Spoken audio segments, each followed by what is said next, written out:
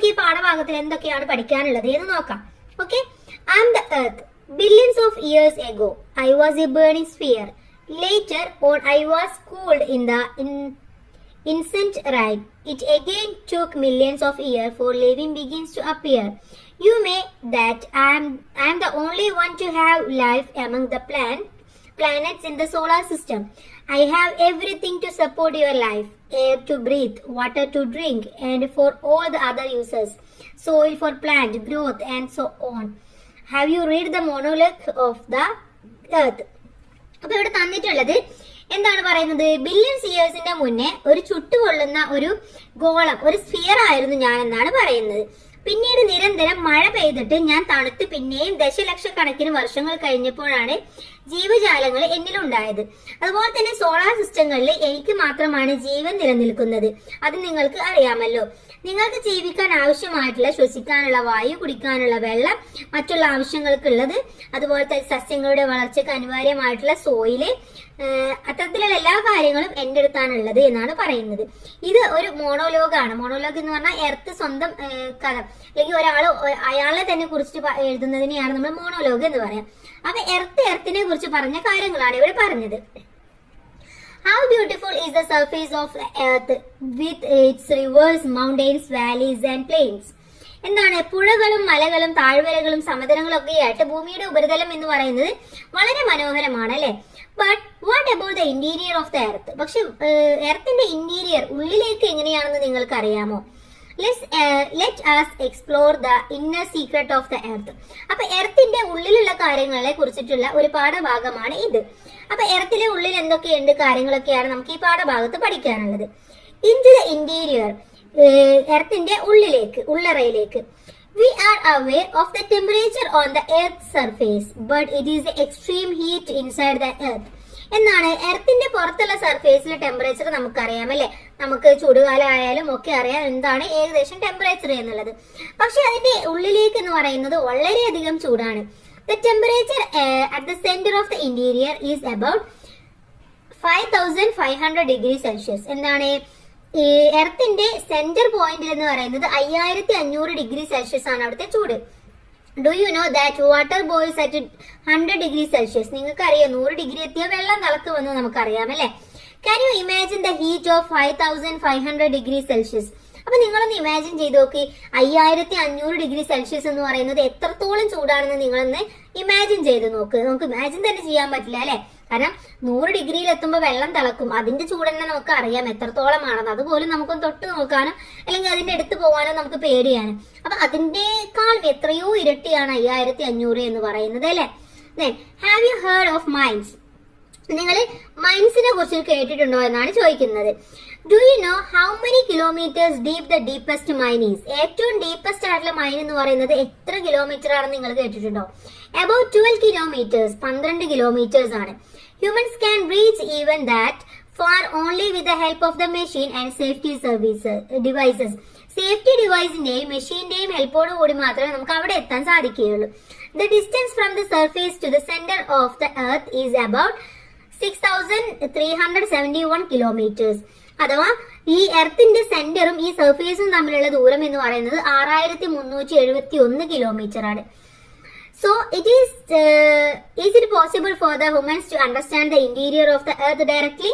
അപ്പൊ മനുഷ്യന് എർത്തിന്റെ ആ ഒരു ഉള്ളറയിലുള്ള രഹസ്യങ്ങളൊക്കെ അറിയാൻ വേണ്ടിയിട്ട് ഡയറക്റ്റ് ആയിട്ട് പോകാൻ പറ്റുമെന്ന് നിങ്ങൾക്ക് തോന്നുന്നുണ്ടോ? അത് പോസിബിൾ ആണോ? ഒരിക്കലും അല്ല, ഇറ്റ്സ് നോട്ട് പോസിബിൾ അല്ലേ? Then how did we get the information about the interior of the earth? അങ്ങനെയാണെങ്കിൽ എർത്തിന്റെ ഇന്റീരിയറിനെ കുറിച്ചിട്ടുള്ള ഇൻഫർമേഷൻസ് ഒക്കെ നമുക്ക് എങ്ങനെയാണ് കിട്ടുക? The information regarding the interior of the earth is formed through scientific studies and inferences.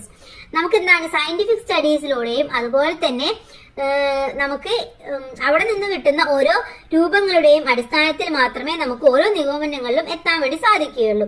Let's see what they are. എന്തൊക്കെയാണ് അതിന്റെ inferences എന്ന് പറയുന്നത്? എന്തൊക്കെയാണ്? By examining materials that reach the earth's surface through volcanic eruption. Volcanic ഇറപ്ഷനിലൂടെ ഭൂമിയുടെ ഉപരിതലത്തിൽ എത്തിച്ചേരുന്ന വസ്തുക്കളെ പരിശോധിക്കുന്നതിലൂടെ. From the information collected from mines. അതുപോലെ തന്നെ ഖനികളിൽ നിന്നും മൈൻസിൽ നിന്നും ശേഖരിക്കുന്ന വിവരങ്ങളിൽ നിന്ന്. By analysing the motion of wave generated during earth അതുപോലെ തന്നെ എർത്ത് ഉണ്ടാകുമ്പോൾ അതിന്റെ തരംഗങ്ങളുടെ ചലനം വിശകലനം ചെയ്തിട്ട് ഇത്തരത്തിലൊക്കെയാണ് നമുക്ക് ഇതിനെ കുറിച്ചിട്ട് അറിയാൻ വേണ്ടി സാധിക്കുന്നത്. Then the structure of the എർത്തിന്റെ സ്ട്രക്ചർ എന്ന് പറയുന്നത് എങ്ങനെയൊക്കെയാണ്? ഇവിടെ നോക്കൂ, ഈ പിക്ചർ 5.2 എന്നുള്ള ഫിഗർ നോക്കൂ. ആദ്യം കാണുന്നത് ക്രസ്റ്റ്, അതിന്റെ തൊട്ട് താഴെയുള്ളതാണ് mantle, then outer core, then inner core. ഇങ്ങനെയാണ് നമ്മുടെ എർത്തിന്റെ സ്ട്രക്ചർ എന്ന് പറയുന്നത്. The interior of the earth is divided to different layers. എന്താണ് നമ്മുടെ എർത്തിന്റെ ഇന്റീരിയർ എന്ന് പറയുന്നത് പല ഡിഫറെന്റ് ആയിട്ടുള്ള ലെയേഴ്സ് ആയിട്ടാണ് വേർതിരിച്ചിരിക്കുന്നത്. The outermost layer is the crust. Outermost എന്ന് പറയുന്നത് ഏതാണ്? ക്രസ്റ്റ് ആണ് അല്ലെ. അതിന്റെ ഏറ്റവും ഔട്ടർ ആയിട്ടുള്ളത് ക്രസ്റ്റ് ആണ്. Didn't you recognize the different layers of the earth? എന്താണ് ഭൂമിയുടെ വിവിധ പാളികൾ ഏതൊക്കെയാണെന്ന് നമുക്കിപ്പോ മനസ്സിലായി അല്ലെ. Then by collecting information from the description given and analyzing the figure, prepare a note on the interior of the earth. താഴെ തന്നിട്ടുള്ള ഫിഗർ നോക്കിയിട്ട് എന്താണ് interior of the figure earth എന്ന വിഷയത്തെ കുറിച്ചിട്ട് ഒരു നോട്ട് ഉണ്ടാക്കാനാണ് പറയുന്നത്. അപ്പൊ ഇവിടെ തന്നിട്ടുള്ള ഈ ഇൻഫർമേഷൻസ് നിങ്ങളൊന്ന് ഒരു പാരഗ്രാഫ് പോലെ എഴുതിയാൽ മാത്രം മതി, വേറെ ഒന്നും ചെയ്യേണ്ട ആവശ്യമില്ല. ഓക്കെ, അപ്പൊ ഫസ്റ്റ് എന്ന് പറയുന്നത് ദ ക്രസ്റ്റ് എന്നുള്ള ലെയർ ആണ്. അപ്പൊ നമുക്ക് എന്തൊക്കെയാണ് ക്രസ്റ്റിലുള്ളത് എന്ന് നോക്കാം.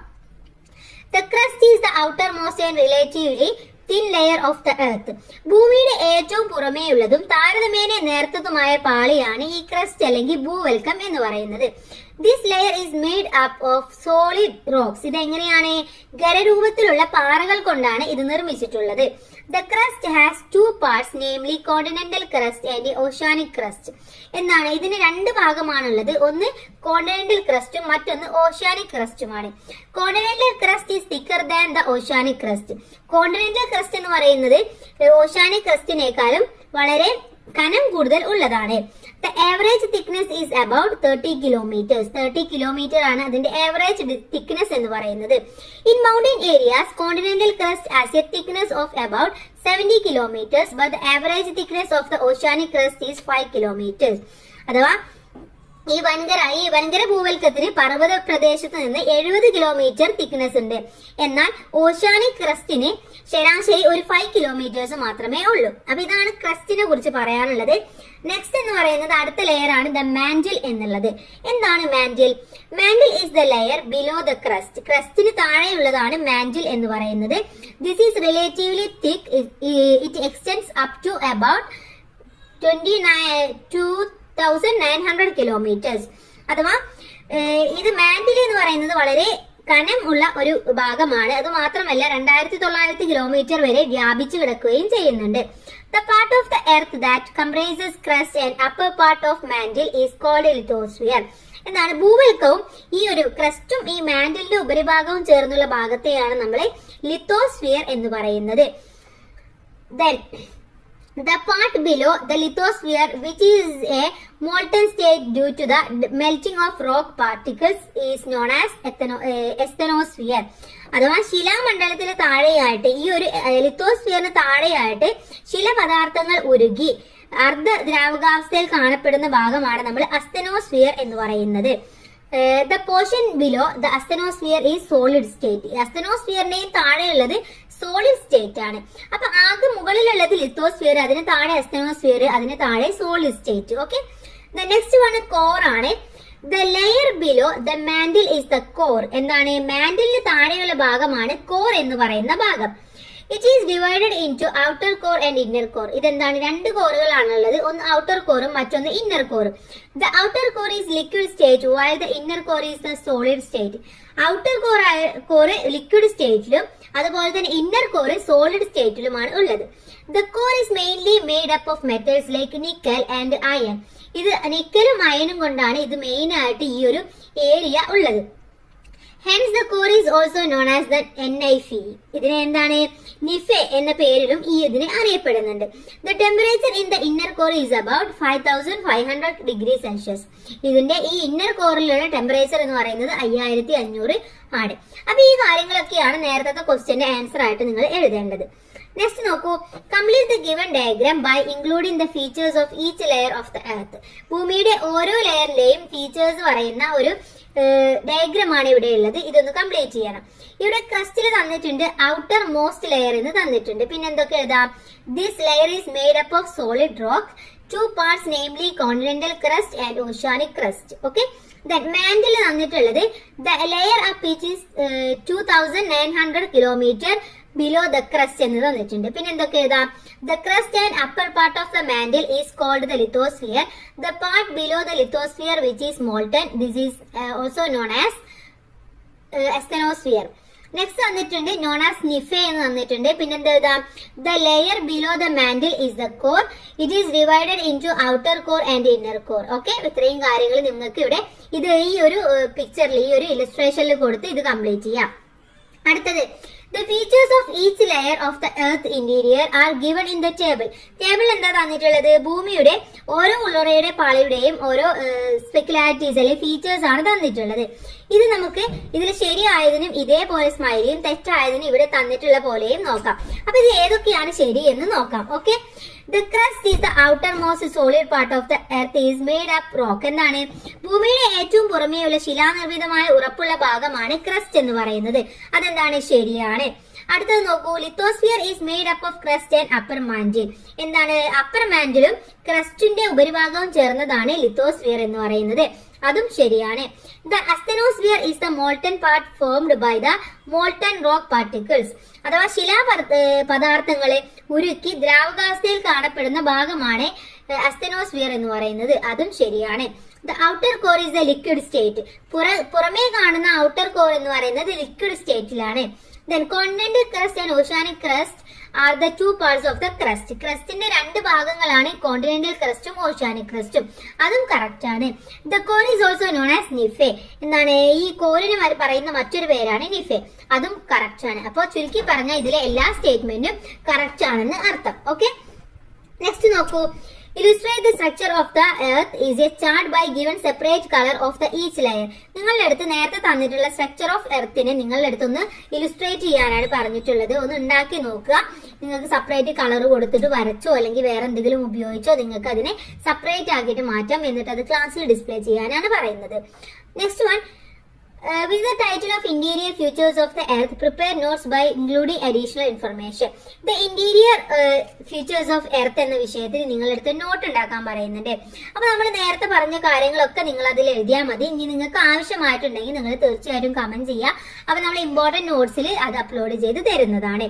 ഓക്കെ, പിന്നെ now you are aware of the basic facts about the earth's interior. ഇപ്പൊ നമുക്ക് എർത്തിന്റെ ഇന്റീരിയറിനെ കുറിച്ചുള്ള ബേസിക് ആയിട്ടുള്ള കാര്യങ്ങളൊക്കെ മനസ്സിലായി അല്ലേ?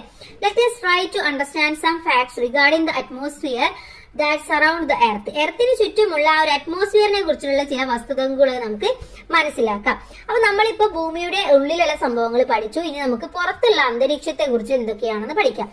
Earth atmosphere. How did the earth and its atmosphere transform in the way organisms could survive? എന്നാൽ ജീവജാലങ്ങൾക്ക് നിലനിൽക്കാൻ കഴിയുന്ന രീതിയിൽ ഭൂമിയും അന്തരീക്ഷവും എങ്ങനെയാണ് മാറിയത്?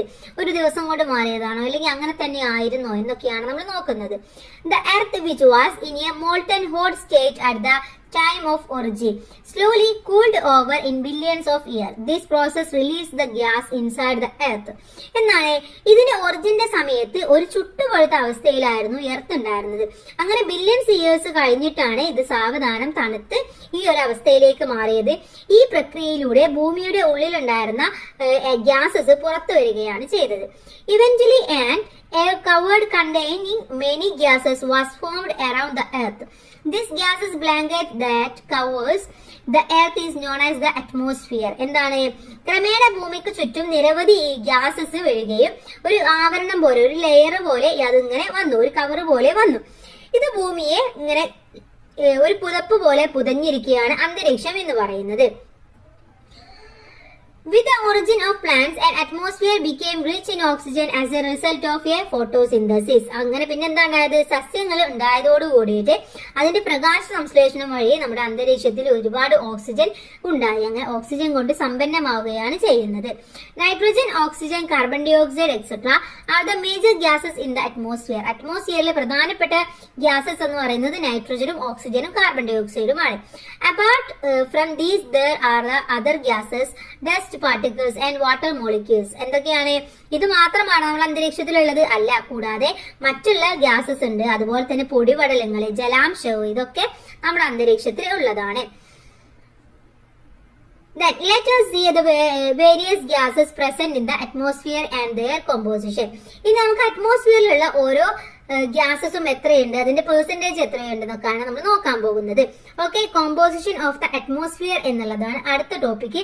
അപ്പൊ നമുക്ക് ഈ അടുത്ത ടോപ്പിക്ക് അടുത്ത വീഡിയോയിൽ ഡിസ്കസ് ചെയ്യാം. പാർട്ട് 2 ഇത് മുതൽ നമുക്ക് കംപ്ലീറ്റ് ആയിട്ടുള്ള എല്ലാതും നമുക്ക് ആ ഒരു സെക്കൻഡ് വീഡിയോയിൽ നോക്കാം. അത് കഴിഞ്ഞിട്ട് നമുക്ക് ഇമ്പോർട്ടന്റ് ആയിട്ടുള്ള നോട്ട്സും ഇതിലെ ആക്ടിവിറ്റീസും കൂടെ നോക്കാം. ഓക്കെ, എല്ലാ കൂട്ടുകാർക്കും താങ്ക്സ് ഫോർ വാച്ചിങ്.